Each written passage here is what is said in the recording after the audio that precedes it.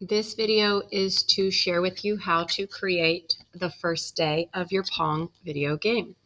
So first step is to log into Scratch.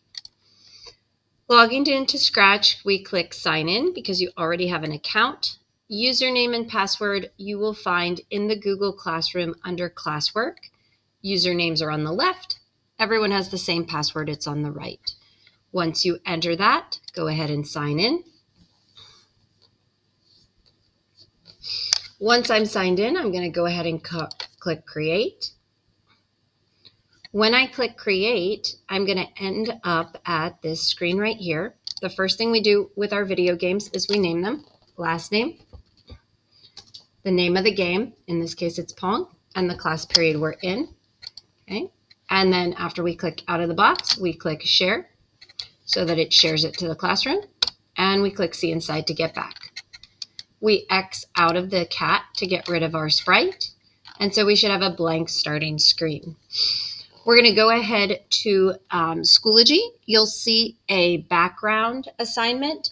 This is where you're going to create the background for your project. So this is what mine looks like. Yours starts out as white, and then you come up to background, choose image, Google Images, and then you're going to search for a background. Of course, if you want it realistic, like a basketball court, you have the option to pick like a real court.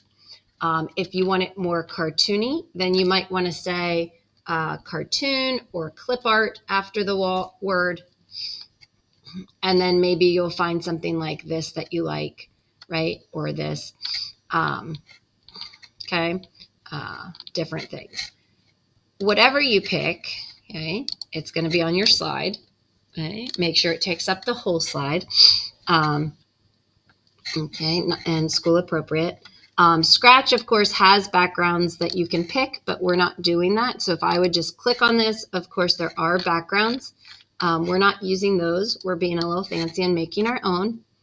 So once I have my background, again, background in Google Images, File, Download, and download this as a PNG. Then I'm going to come over to my Scratch account, come to that icon for choose background. This time go all the way up to the top, upload. And I'm going to choose my background from my recent files. Two things. I'm going to click Save Now.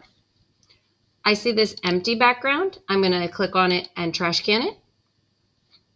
And I see the name of my new background. I'm going to change it to background 1. Okay. And save now. Once I've done that, back to my coding screen. I now need to upload a sprite. So again, same thing. I could choose a sprite, but we're not. We're going to upload one eventually. Upload. You're going to go open up remove background, either from the links page or just typing in remove background to Google. You're going to go into the internet and you're going to find an image that you want and drop and drag to remove the background. Okay, and then you're going to download it. I've already downloaded mine, and so all I have to do then in Scratch is come here to upload, choose my file, and there's my crown. We're going to name it right here, ball. Everyone's going to name it ball. And you're going to set the size of it if it needs to be sized. Mine, of course, does. 100 was much too big. I set mine at 40. And then save now. So at this point, I have a background named background 1. I have a ball that I've named ball and saved. I've named my file and I've shared it. And if save now is on the bar, I can always click save now. Now we're going to start coding. I'm going to make sure that my ball is clicked. I can see it in this corner of my coding screen. Pull out the motion block for 10 steps. If I click on it, my project, the ball moves 10 steps. We want it to do this constantly, so we're going to use a control called forever. That's going to loop that 10-step block forever. So if I click, it's forever going to move until it gets to the edge of the screen. Okay? And then it would go right back. If I hit the stop, I can drag it back and then hit the block. It runs again. Okay? I don't want it to just stop at the edge of the screen, so I'm going to go to the motions and I'm going to pull out the if on edge bounce and put it right under the 10 steps. So now if I drag my code back, and I hit the blocks, it should bounce back and forth across the screen. But that's not going to help us in Pong. We need our ball to bounce in all directions. So I'm going to stop it, hit save now to save my progress. And then I'm going to find this point in direction. It's towards the bottom, 90. And this is going to change it from pointing as a straight line to if I type 45 and now hit the whole stack, it's going to bounce around the screen. Make sure that the point in direction block is not inside the loop. Okay, save now. And I can hit the stop sign to stop my code.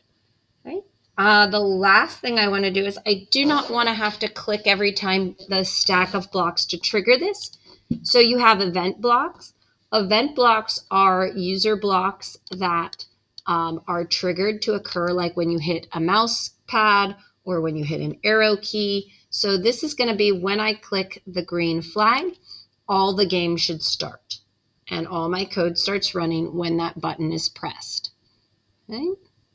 And so now you should have a ball bouncing all over the screen. And then when I hit stop, it stops. Hit save now. And so just to review, we have a stage named background 1. We have a ball named ball 40. We created this ourselves from remove background. We uploaded our background ourselves using our Google Slide file download PNG. We've named our file and we've shared it. And we've created this very first stack of code to create our ball moving around our screen. If you see save now, make sure you hit it before you X out of Scratch. And that is our first video for Pong.